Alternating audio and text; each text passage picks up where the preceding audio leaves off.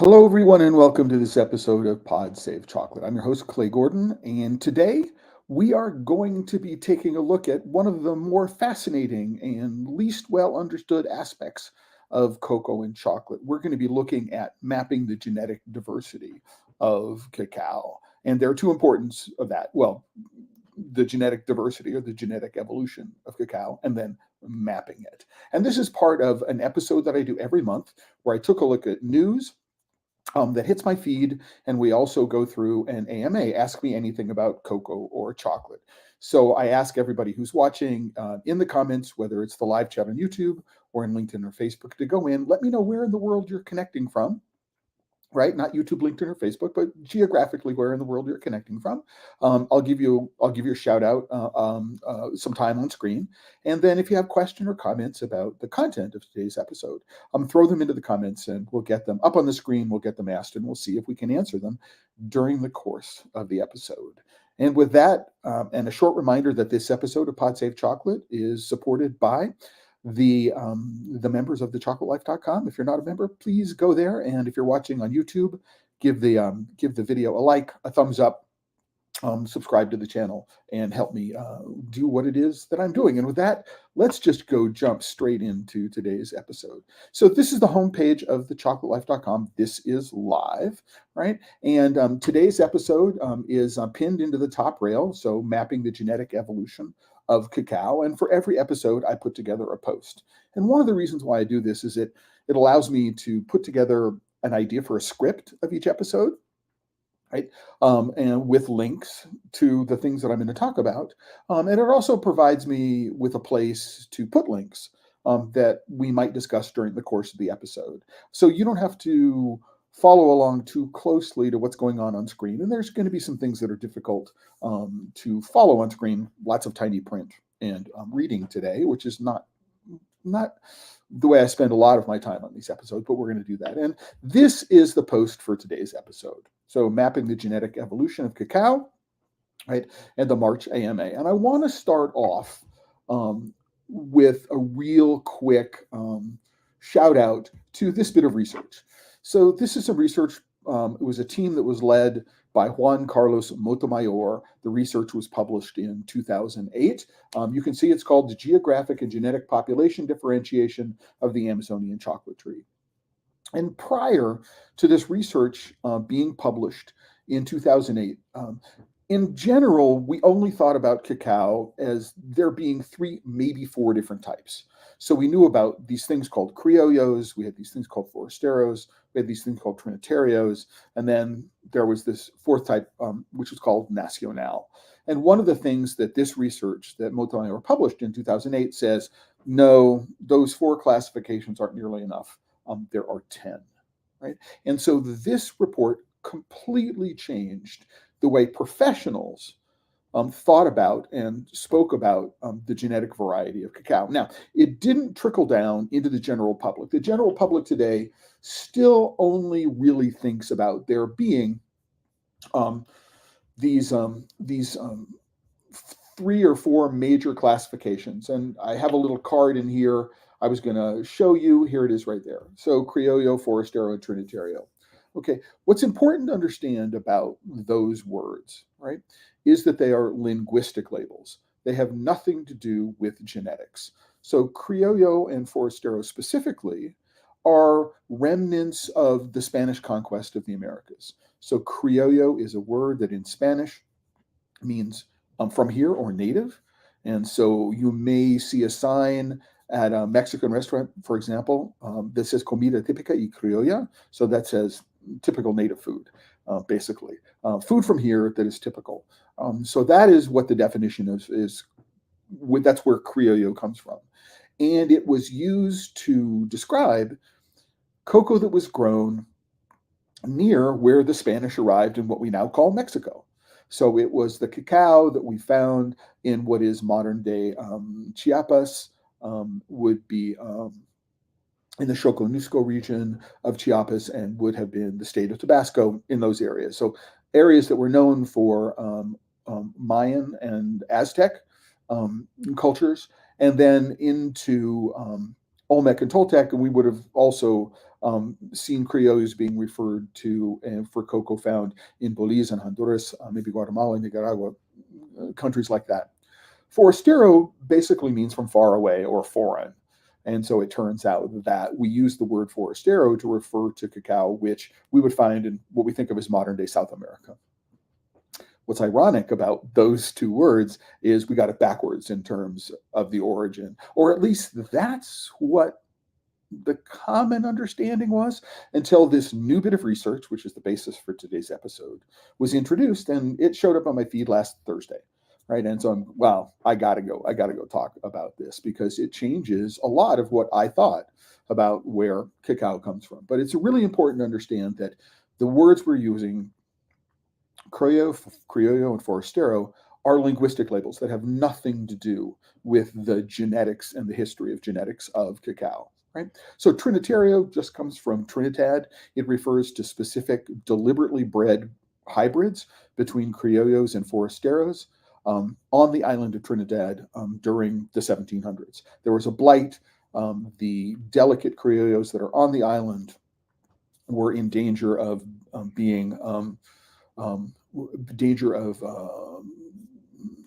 becoming extinct, and there was an introduction of amelinado or amelinado varieties, probably from Brazil, but other parts of South America, which were deliberately introduced and crossbred with the criollos to create these Trinitarios. Now, generically, we might use the word Trinitario to refer to any cross between a criollo and a forastero.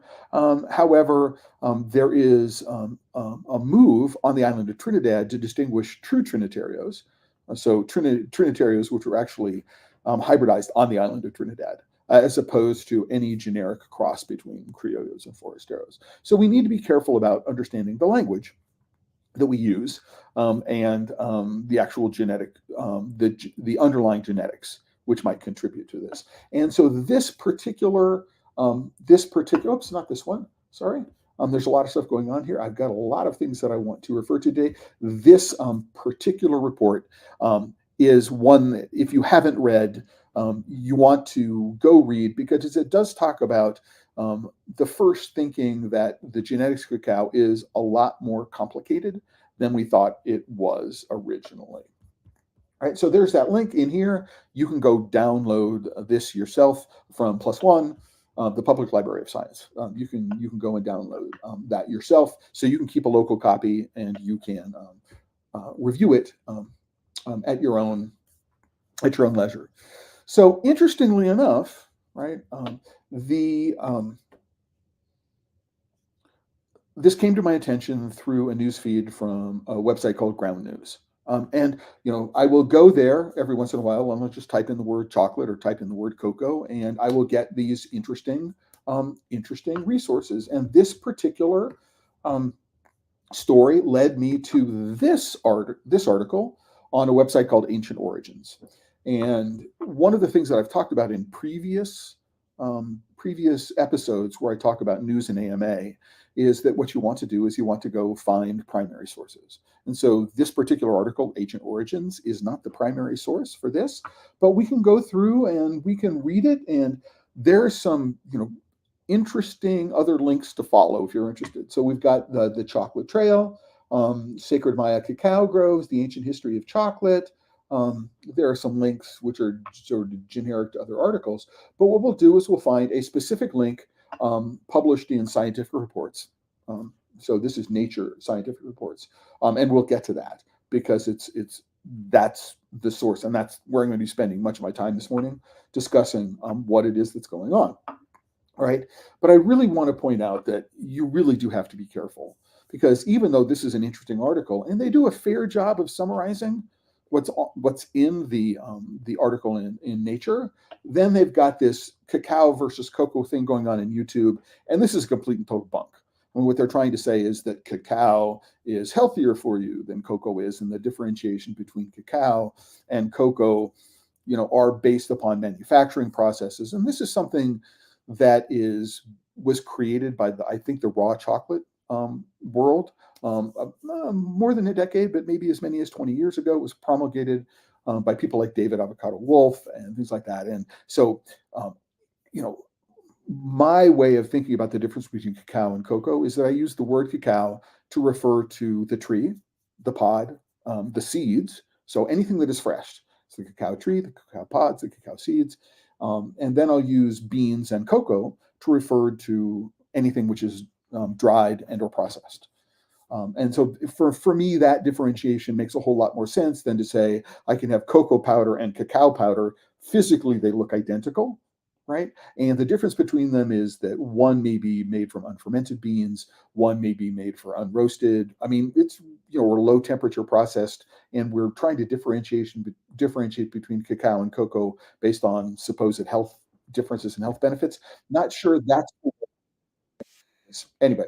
So in the process of reading this article, there are links, and you do need to be careful about where those links go and the information that they present. And so even though I think that Ancient Origins does a reasonable job in terms of presenting the research um, that is presented in scientific reports in Nature magazine, that there are other aspects of this that I am not entirely sure that I would recommend.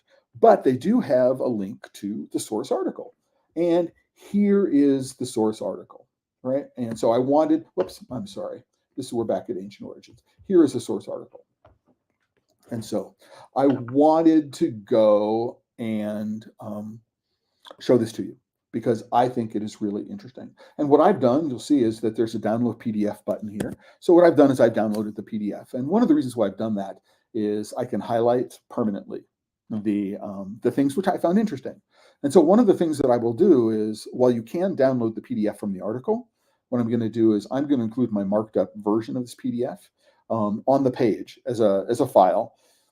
So you can download it and you can see what it is that I highlighted for yourself because it could be interesting.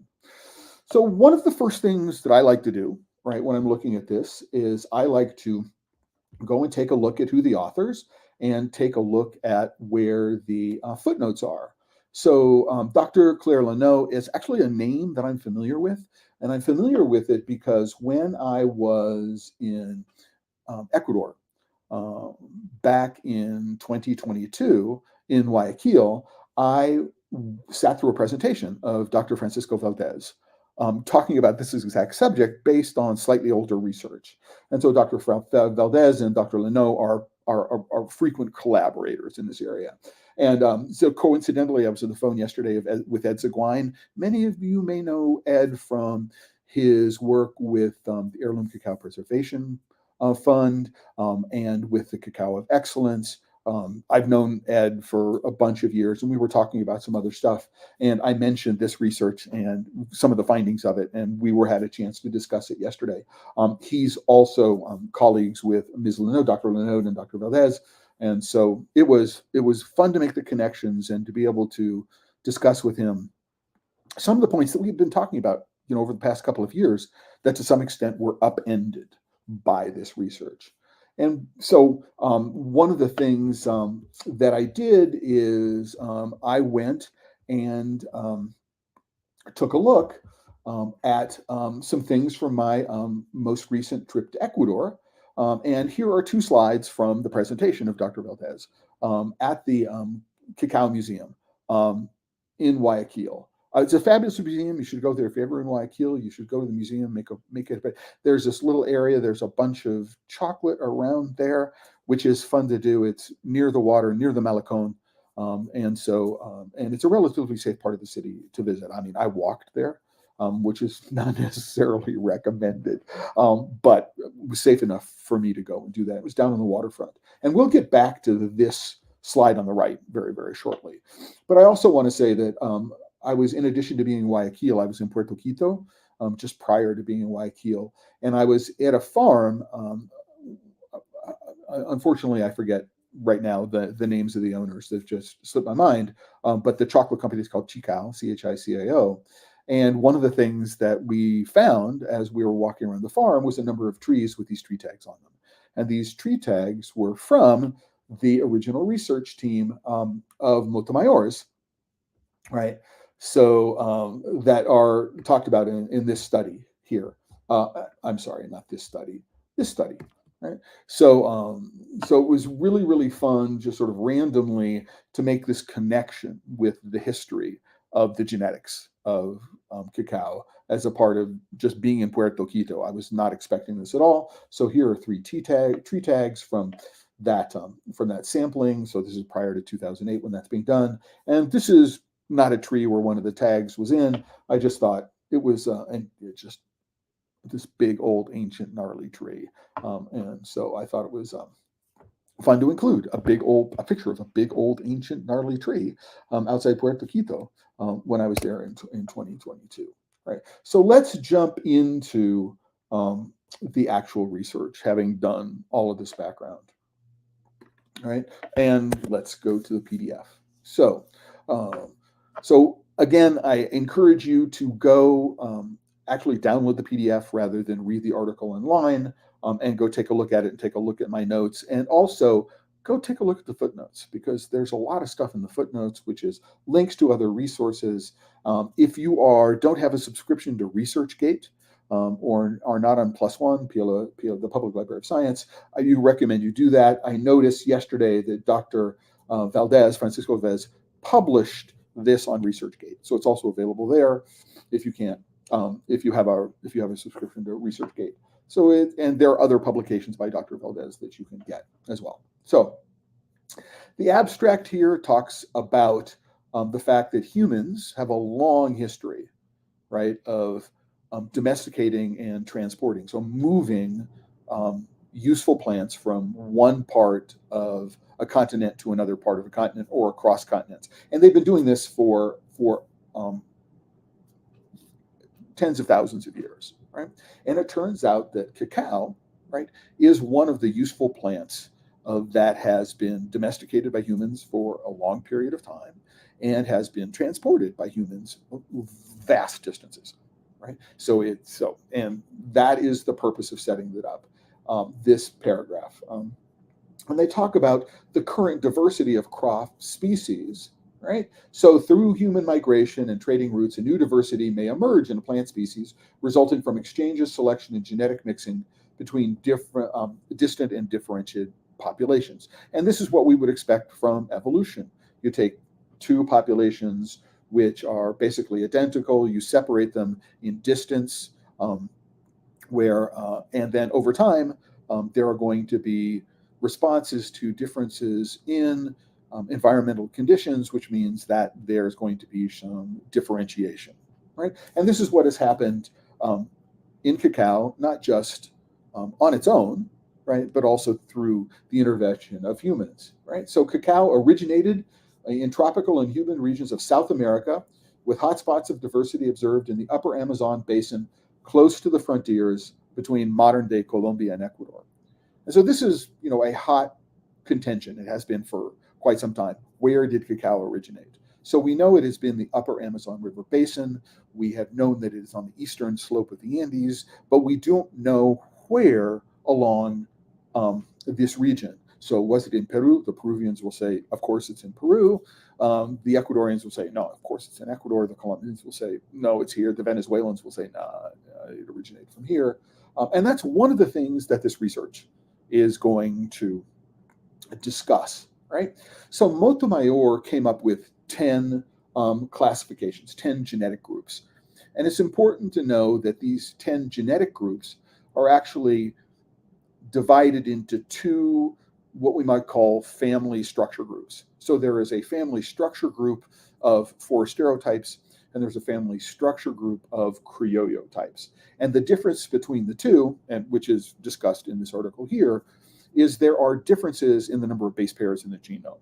I mean, there are significant, like more than 20 million base pair differences between members of the Forastero structure group and members of the Criollo structure group. And this is one of the ways that looking at genetic analysis, you can determine some of the parentage, is you can look at the base pairs and you can understand, oh, here's some of the influence of what's going on. But one of the things that Montemayor did in his map was say, we have 10 groups within these two larger groups.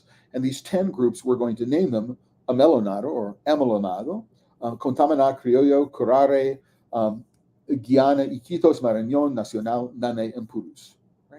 Now, interestingly enough, right, in the last couple of years, there's been an 11th classification. And that 11th classification is called Caqueta, and it is located in modern day Colombia. And it turns out that this new classification is really, really important. So we can get the 2008 research that Montemayor and his team published, and it's been updated, right?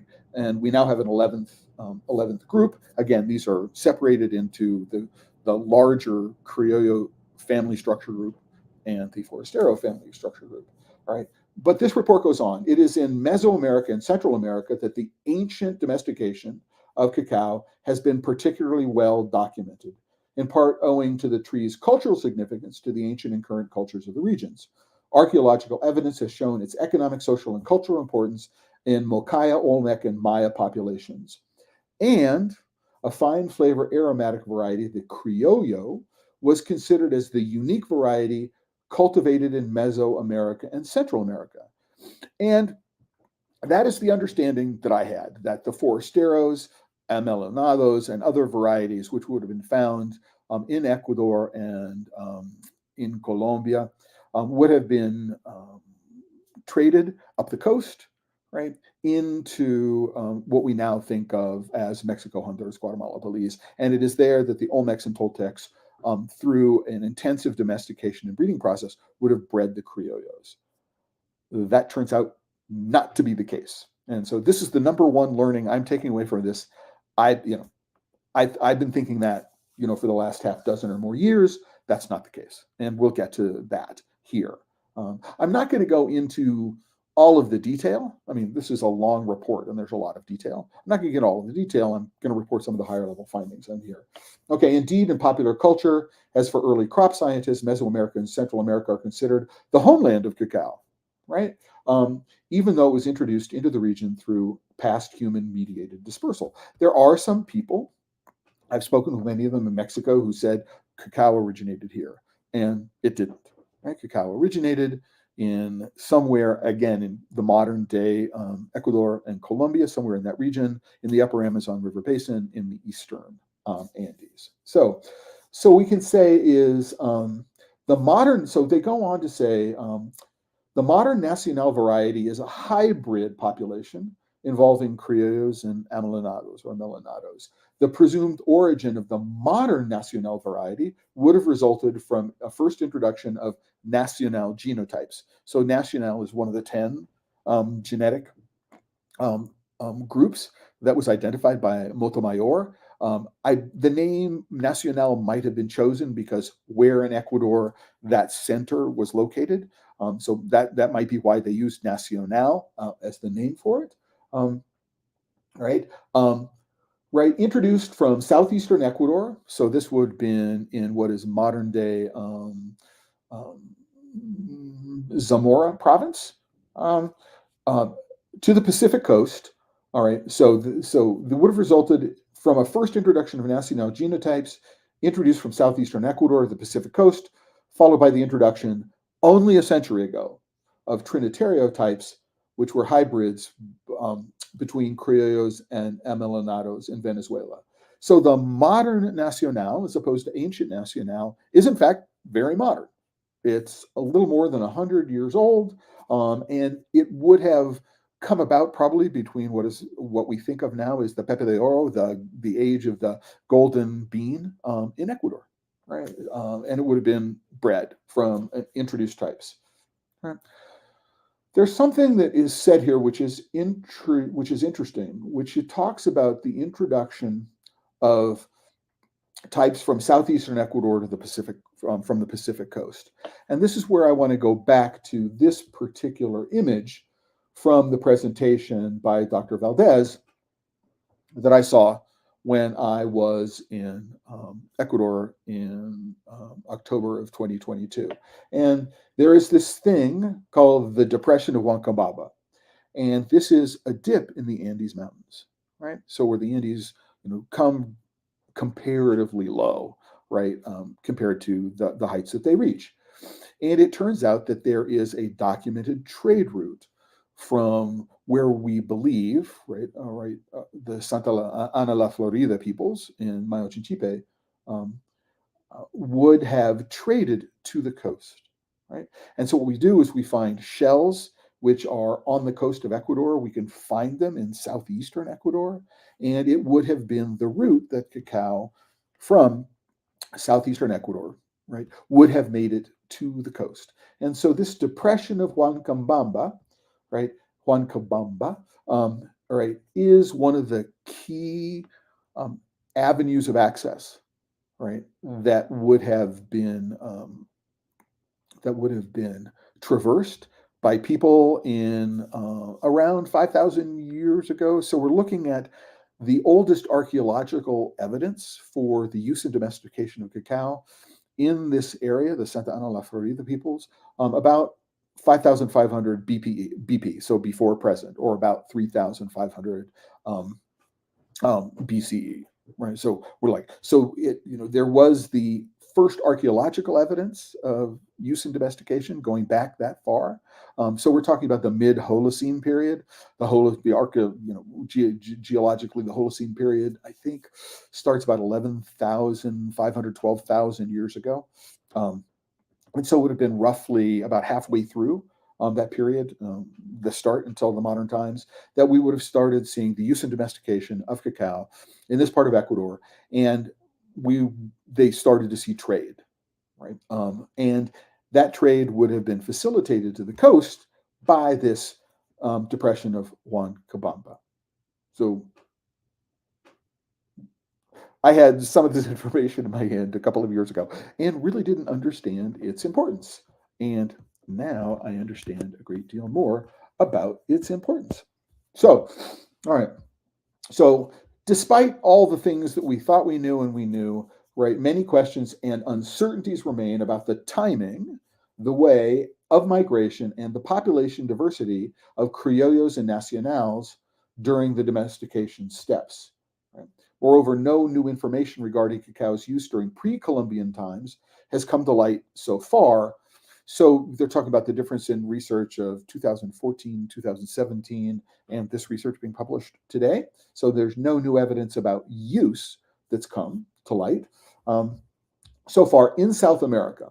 So the goals of this research are to trace the migration and use of tea cacao in South America from the Amazonia, its region of origin, to the Pacific coast, the depression of Huancabamba, right, where it was introduced and observed by the Spanish upon their arrival on the Ecuadorian coast. So really, really important. And so they go into ancient DNA and other kinds of stuff here. Not going to go over that. They're talking about specifics about the ceramics and other archaeological artifacts that they analyzed and where they came from. If you really, there's a table where all of this is discussed. Some of the chemical analyses, right? The methylxanthines, which are theobromine and caffeine. They're talking about other species such as theobroma bicolor and the differences between cacao and guarana, which is high in caffeine. And so if you want to know about the chemistry, there's a lot of chemistry in there and what the chemistry leads to. There's a table here of all of that stuff if you really want to geek out on what it means. This is just a really good example of how a research paper is constructed, and one of the reasons why it's really important to go to the primary research so that you can make the connections which the authors present to you in a way that makes sense to you. It does require some knowledge of chemistry. I didn't study chemistry past high school, apart from photographic chemistry, so I know a little bit of that. And this is all stuff that I have learned about. And aDNA is ancient DNA, and other kinds of acronyms. So this is an ugly graphic, right? And it is very, very hard to read, right? So we have some colors. The colors are indicated over here, but we have some shapes here and some shapes here. So these stars and these trapezoids, right, which hard to understand what the meaning is. And then you've got to get the color to here, and then you have all these arrows which are pointing in lots of different ways, right?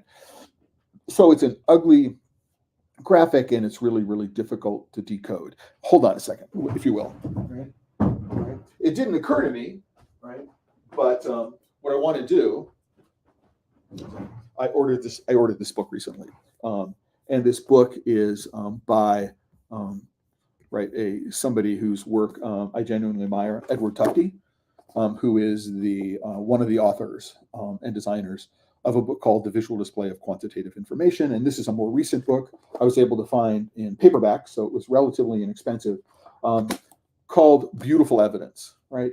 And the people who put together this graphic spent zero time reading books like Beautiful Evidence or The Visual Display of Quantitative Information, which I suggest they would, because it requires a lot more work to decode this image than I think is absolutely necessary.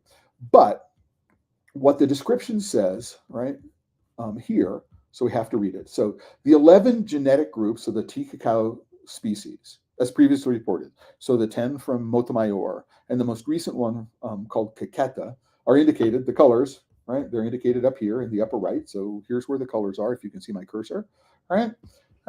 And what we're looking at here is the native areas localized in the map with the corresponding colors. Stars represent the area of cultivation of the three old varieties, Criollos, Amelonados, and Nacionales, and their corresponding wild genetic groups, except for Criollo, for which there is no close wild genetic group, okay, which suggests that even very early on, there was some human intervention during domestication that led to, whether it was deliberate or not, that led to this differentiation between the Criollo group and a reduced number of base pairs, right, and the Forastero group. So really interesting that there are no wild genetic types. That's an interesting, and we only find Criollos near centers of human habitation, which is another clue, right, about what we might do.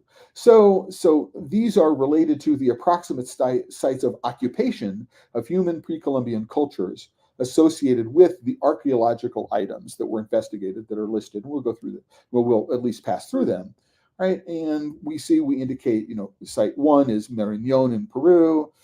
9 out here is Amazonas. Out here we have the Amelonados, which are not associated with a civilization, but this is where they would have come into this is where they're found, this is where they believe. And interesting enough, and although it's not here on this map, what we do is we find in Colombia this area of Caqueta, right, this variety, is what they believe is the closest genetic match to Criollos, ancient Criollos. So it looks like the origin of the Criollos is in Colombia. So I plan to reach out to Dr. Valdez, and because I've met him and know how to get in touch with him, and ask him about that conclusion. Right, I haven't had that opportunity yet. And so, we look here, they talk about the number of archaeological items, what they're analyzing them for. They're looking about ancient DNA, identifying the differences between T. cacao and T. Harania, ancient, so it's all of this kind of stuff. If you're a real chemistry geek, you can go through and take a look at these things and get some idea of what's going on. Right, so there are differences in terms of caffeine presence in archaeological items from Colombian and Ecuadorian cultures, and we can see what the differences are here.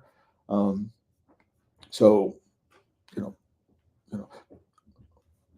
it's nice to know that this information is here, not necessarily something I'm going to spend a lot of time with. There are examples of some of the ceramics that were examined, right? And what do we know, right? So here's, I think, for me, one of the really, really interesting and one of the more interesting conclusions which the research draws, which changes my view of how I'm going to talk about the origin of cacao, which is the research team established a phylogenetic tree with 460 SNPs, single nucleotide polymorphisms. And there's a figure which talks about them, confirming previous results that show that tea cacao structure in 11 genetic groups. Yay, right? This phylogenetic tree highlights and confirms the closest genetic distance between criollos and the Quequeta genetic group, which is located in southern Colombia. Right? So for most of the last decade, if not longer, it is. I was under the impression that Criollo varieties were deliberately bred by Olmec, Toltec, early Maya, right, cultures, and originated in Mesoamerica. So Guatemala, Belize, Chiapas, the Soconusco region of Mexico. That turns out not to be the case. It is most likely that criollos, all right, originated in southern Colombia. Right? Good to know, right? So it also, the tree also says that there is a low genetic distance, which means close connection between Marañón, Guiana, Iquitos, Nanay, and Amelonados. And they talk about, so this is, interesting to, interesting to understand the relationships between the groups. So this is something that Montemayor started discussions on in 2008. There's been continuing discussions since then. And what we have here is a lot more detailed discussion, not just of the fact that there are 11 groups, not 10, but how close the genetic relationships of those groups are. Right. So I want to take a real quick reset here. We're about 40 minutes through the episode. If you're watching, please go into the comments. Let me know where in the world you're connecting from. If you have some question at all, right, or some comment, is this research interesting to you? Is the news interesting to you? Does it change anything you thought you knew about the evolution of cacao and the movement of cacao from its point of origin in South America throughout the Americas? And by the way, I'm here in Prescott, Arizona. I'm not far from Chaco Canyon, New Mexico. And cacao has been found, cocoa beans have been found as far north as Chaco Canyon in New Mexico, which predate the arrival of Europeans, or at least the Spanish, in this part of the New World. So, cocoa beans were being traded an awful long way into what is now the United States. And one of the open questions of research, and this is something I don't know and I would really love to find out if anybody's working on, is, there is some history of shamans involved in long distance travel. And would any of the shamans, or what we might call medicine men in our, chauvinistic Western ways, would they have taken cocoa if they were traveling from what is now New Mexico east, right? And would there have been any trade in cocoa among the Native American tribes, the First Peoples tribes along the eastern seaboard? I don't know that there's any archaeological evidence of that. I would be really interested in knowing. One of the things that can happen when I am in Albuquerque in early April for the Southwest Chocolate and Coffee Fest is I hope to be introduced to some people who are doing the research at Chaco Canyon. So Dean Strober and I talked about that briefly after the discussion last week. And so I hope to be able to start at least exploring whether or not there's any possibility of there being trade in cocoa beans from the Western United States to the Eastern United States prior to the arrival of Europeans. It'd be interesting for me to know. Anyway, so then there's this long discussion. Theobroma cacao originated in Amazonia. That's something I don't think has been in real serious contention since at least 2008. And therefore, its presence along the Pacific coast reveals interactions between Amazonian peoples and their neighbors to the west along the coast. And that's where the depression of Huancabamba comes in. That would have been a natural trading route. And we do, in fact, see evidence of bidirectional trade, according to the research of Dr. Valdez. Right? And it turns out that several authors have reported intense commercial exchanges among the Amazonian regions, peoples traveling distances of up to 1,000 kilometers, exchanging complementary tools, as well as knowledge and ideas that were an essential part of Amazonian cosmology. Some of the research that I would like to do that I haven't seen yet is the place of cacao in Amazonian cosmology. We understand that it's very important among Maya and Aztec peoples, but I'm not entirely, certain about its place and its relevance and importance in terms of as Amazonian cosmology. That's an area that I'm really, really interested in following up. So we follow up with that. Amazonia was a major world center of plant domestication. Within Amazonia, an important center of resources was in the Iquitos region of Peru, where several of the genetic groups originated, most notably Marañón, Nane, Iquitos, and Contamana. In Colombia, an independent center of domestication was reported. This independent center could have been Caqueta, which is very closely related to the criollos. So it's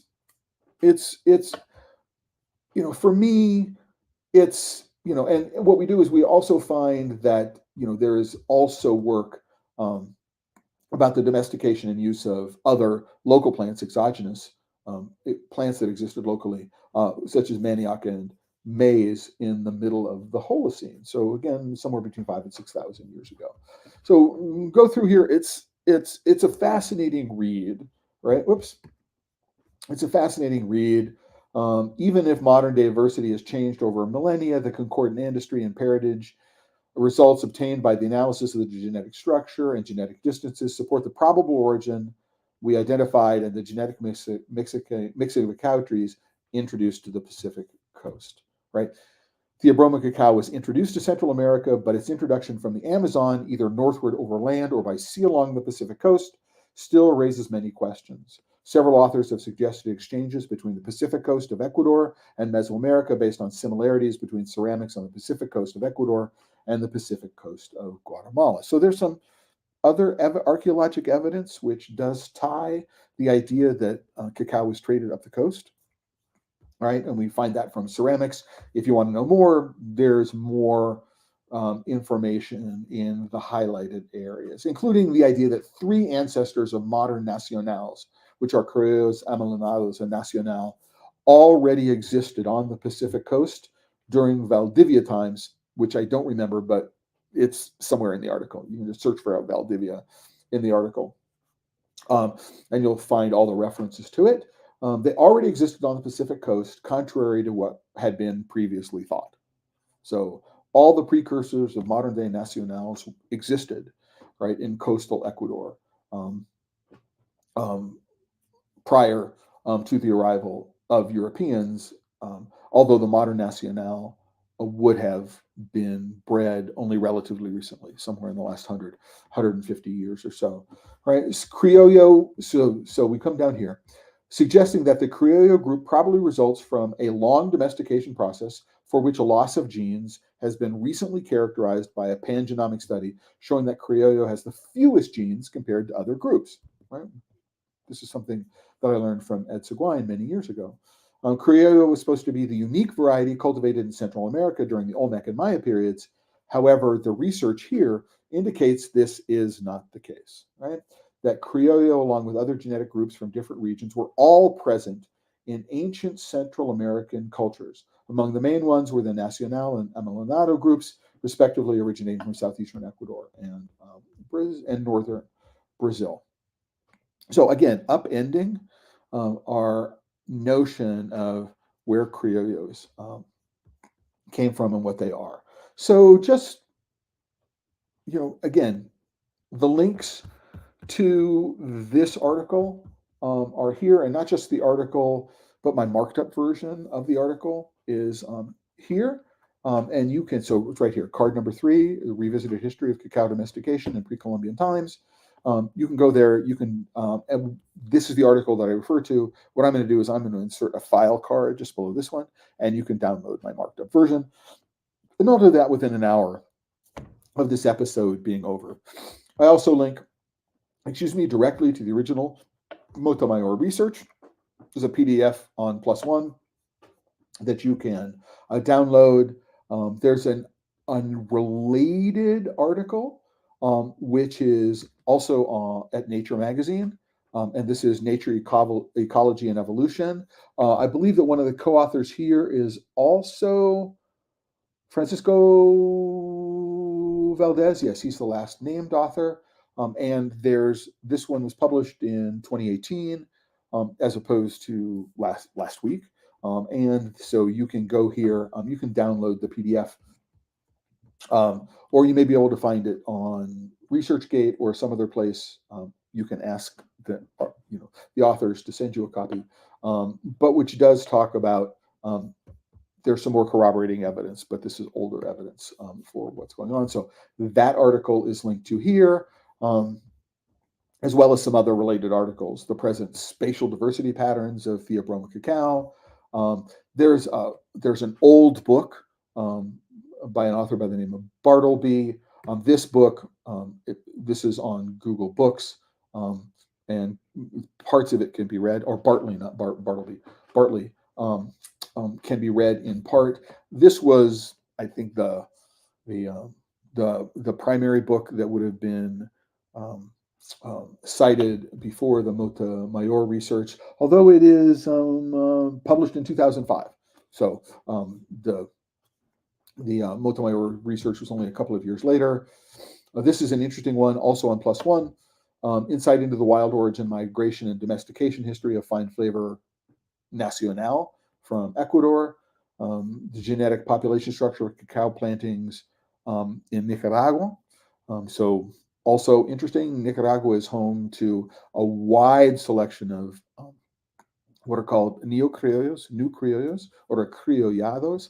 The criollados would have been varieties that went to Trinidad, were hybridized on Trinidad, and then those hybrids would have come back to Nicaragua and mixed in. So there's an interesting combination of genetics in Nicaragua, which accounts for its diversity of flavor profiles, and one of the reasons why many people like Nicaragua as an origin, right? And more stuff, right? The genetic structure and molecular diversity of cacao plants. So, and this one is in the genetic history of cacao in Bahia, the state of Bahia, Brazil. More to know. And oh, by the way, this shirt that I'm wearing today, I chose specifically for today. It's got cacao pods on it, right?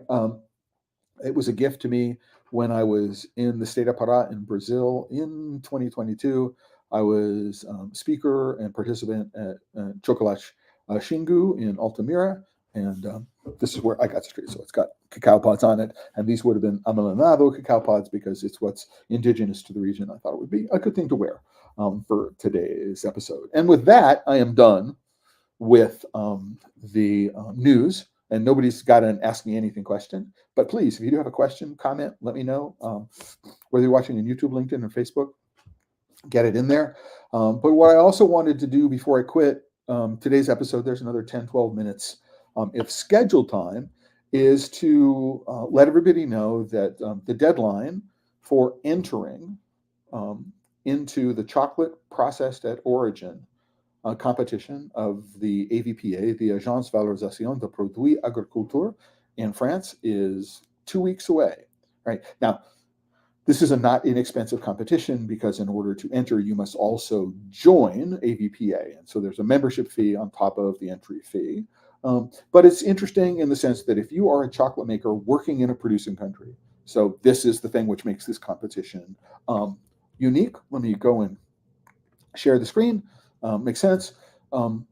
So for this competition, the chocolate must be manufactured in the country that the beans were grown in, right? And that makes it unique. All of the competitions in the world. This organization also does one for tea. They do one for coffee. They also do one for olive oils, right? But we're talking about chocolate, and so it's interesting. And because one of the things I find about it, even though you have to be French in order to be a judge, and it's organized in, I think, a very French way. In terms of specificity of categories and things like that. And that just may be my my contact with organizations and things like that in France that make me think about it may just be, it just may be me. I don't know if it's actually, but it makes me think. It's an interesting competition. The results are very, very interesting to go and look at. And so you can go and look at the results from last year's competition, and this is the 4th edition. So if you're a chocolate maker, you're working in a cocoa growing country, a producing country, it's an interesting competition to join. And I would recommend that you go do that, or at least take a look at it, right? And you can find out what wins awards, and whether or not you think that your product would be worthwhile submitting. Your chocolate would be worthwhile submitting to that. Um, there is one thing I do want to say. I am speaking with the organizers. So people who have followed me for a long time will know that I did a Discover Chocolate in Paris walking tour during the Salon du Chocolat in 2010. Right? So, and I'm thinking about doing it again. So we spent parts of 2 days actually walking the show floor. I had a chance to introduce everybody in the group. It's only about 10, 12 people. Everybody in the group to Stéphane Bonnat, Francois Pralou, Philippe Bernachon, Jean Pellegrin, other people, people I know, people I've been very fortunate to have met. So direct introduction to all these people, introduce them around the show. And then we did a walking tour of the left bank on one day, starting around the Church of Saint-Sulpice, and then a walking tour of the right bank. I believe we started near the Place de Madeleine, right? And we went from there and got on the subway and walked all over the city. It was a really, really fun time. I had a chance to organize an afternoon with a colleague of mine who owns a natural wine business. And so if that's interesting to you, you can go to you can email member.support@thechocolatelife.com and say, hey, Clay, I'm interested in your Discover Chocolate Tour. Hopefully I can organize it, because one of the things I want to do is I want to have a special presentation for everybody who's on this trip with me, with the people at AVPA. So maybe you get a chance to taste things you wouldn't have an opportunity to taste before. So if you're a craft chocolate maker, you're looking at different producing countries for beans, this might be a really, really interesting way to familiarize yourself with a bunch of different origins. So I wanted to talk about that. I will mention it. It's not mentioned in today's post, but I will add it when I get done about a future Discover Chocolate in Paris tour for this year, 2024, at the end of October into early November. There's lots of other stuff going on in Europe at that time. We have Chocolate Porto, Chocolate Portugal, which is going to be in Porto. Around that time, Euro Chocolate is in Italy at that time as well. So it may be at the Umbria Fiere, or back in Perugia. Not quite certain yet. I've been talking to the organizers about it, but I wanted to there's a lot of stuff going on. It's a great reason to, if you can get out of the workshop at that time. I know it's really, really difficult for many people because they're right into, holiday production. The busiest time of the year, it's hard to get away from the workshop for a week or two, right? In, late October into mid-November, right? But if you have the opportunity, let's go, reach out, let me know if it's interesting to you, and we'll figure out we can do it. What I wanted to also do is just other news. So I've set up Google Alerts. I clicked on chocolate, and people, may have heard that somebody tried to do a Willy Wonka experience that turned out to be awful, right? So there's some coverage on that. But I think is interesting, most interesting, is when we look at yesterday's news coverage. There is a very, very famous, at least in Connecticut, chocolate company in Glastonbury, Connecticut, which is just outside Hartford or New Haven. It's in that area, Hartford, New Haven, somewhere between, slightly south, called Munson's. And most of the news picked up the fact that somebody crashed into the Munson's shop. So that's a huge bit of news. There's not a whole lot. I mean, you have to go look very, very closely. I try to, Chocolate Bayou, this has nothing to do with chocolate, actually. I mean, I do have a version of this where I say not, Cocoa Beach, Florida, because if I try to do cocoa, I get lots of things to this town in Florida. There is an interesting story, perhaps, in the Washington Post about what Hershey's and other companies are doing as the price of cocoa beans goes up, and consumer pushback and what they're willing to accept in terms of the price of cocoa. So that might be interesting to you.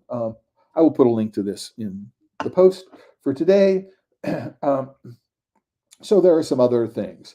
So Brits are devastated as Cadbury confirms that a nostalgic chocolate is no longer going to be made. If you're not in the UK, it may or may not matter to you. So I mean, this is you know, this is the stuff that comes into my feed on a daily basis. And if you're a big chocolat croissant or pain au chocolat fan, we have a new world champion, Dimitri Bourdon, right, who is the world chocolate croissant champion, as reported by Forbes magazine. Anyway, so this is one of the places I go for regular news. So something that I also talked about a couple of weeks ago, it's another place that I go to, is Ground News, and I just simply type in the word chocolate, and what we find again is this same article as Hershey battles cocoa costs.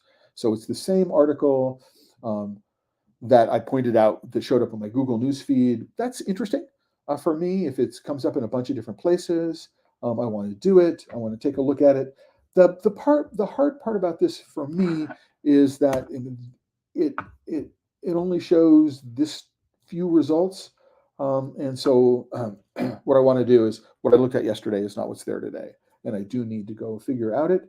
Um, so we have Southport, which is not Connecticut. It's in the UK. Is going to hunt the world's biggest chocolate egg hunt. Not interesting unless you live in that part of the UK.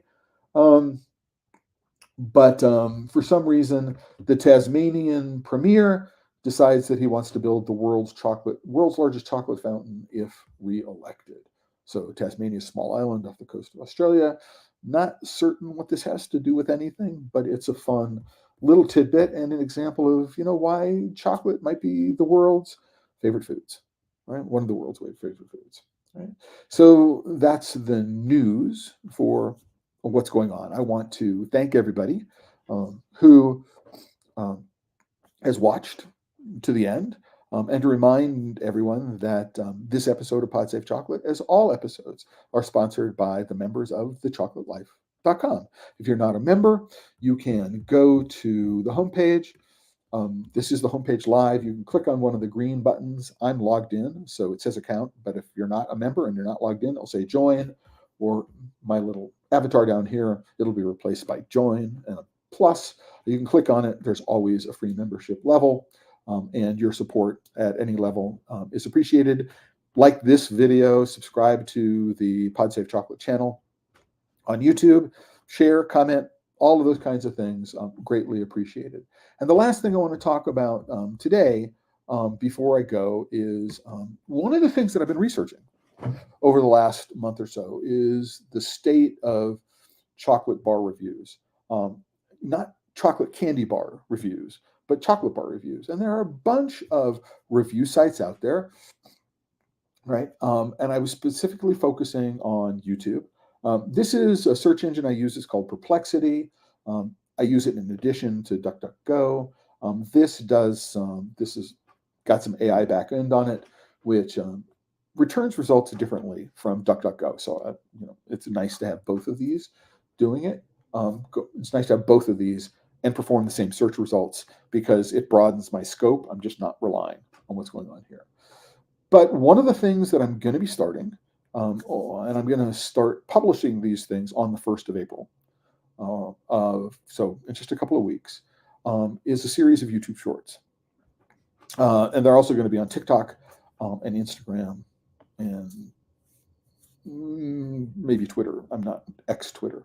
I'm not entirely certain. But I'm going to be doing a series of YouTube shorts that is going to be reviews primarily of craft chocolate bars. Right? But they're going to be done in a very, very different way from the way everybody else is doing them. And so if you are a maker and you'd like your bar reviewed, contact me, member.support at thechocolatelife.com, and let me know if you'd like your bar or bars to be a part of this review series. Right? I'm going to use a new kind of rating method. So I'm not going to do this is 87, right? It's going to be a way of approaching tier lists, which is different from, I think, the way anybody else approaches using tier lists. And also going back to a structure of evaluating, which goes back to my original rating system back in 2001 that I put together for chocophile.com. So I'm really looking, and I want to do this, at a cadence of multiple new reviews per week. right? So that's my goal. That's my hope, that I'm going to get started in the early part of April. Again, if you are a chocolate maker, please let me know if you'd like your bars included as a part of the series. You can put them in the comments if you'd like that, whether it's a YouTube, LinkedIn, Facebook, or in the comments on this page on thechocolatelife.com. Let me know. Be happy to reach out to you and discuss what it means to be a part of that series. And we got through a lot, I think, right? Most of the time was spent on one particular news story, but I think it's one of the most important news stories in cocoa and chocolate that I've seen over the course of the last, maybe since 2008. I mean, a much better understanding of where cacao came from, um, where it was domesticated, how it was transported from its home in the upper Amazon River basin, in the modern day borders of Colombia and Ecuador, how it made its way into Mesoamerica, and what the major genetic varieties are, their relationships to each other, closeness, genetic closeness, and other things, as well as where the most likely origin for the criollos were. Not Mesoamerica, not done by the Maya or the Olmec or the Toltec. They might have taken an existing, what we now call criollo, which most likely originated in southeastern Colombia in a new genetic group identified called Caqueta. Um, and I, for one, am really looking forward to reaching out to Dr. Valdez and other people and examining, getting more answers to some of the questions that I have, because this answered some questions, and like many bits of research, it poses many more questions. I hope you found it interesting. I hope you found it exciting. I found it interesting and fun. And remember, if you're working with chocolate and you are not having fun, you're doing it wrong. Now, this coming Friday, there's going to be an episode with Chef Andrea Young of Sweet Vegan Chocolates in New York City. We're going to be doing an interview, and we're going to be doing a live tasting of those products. So join me this coming Friday on the next episode of Pod Save Chocolate. Until then, everybody, right, have fun and enjoy.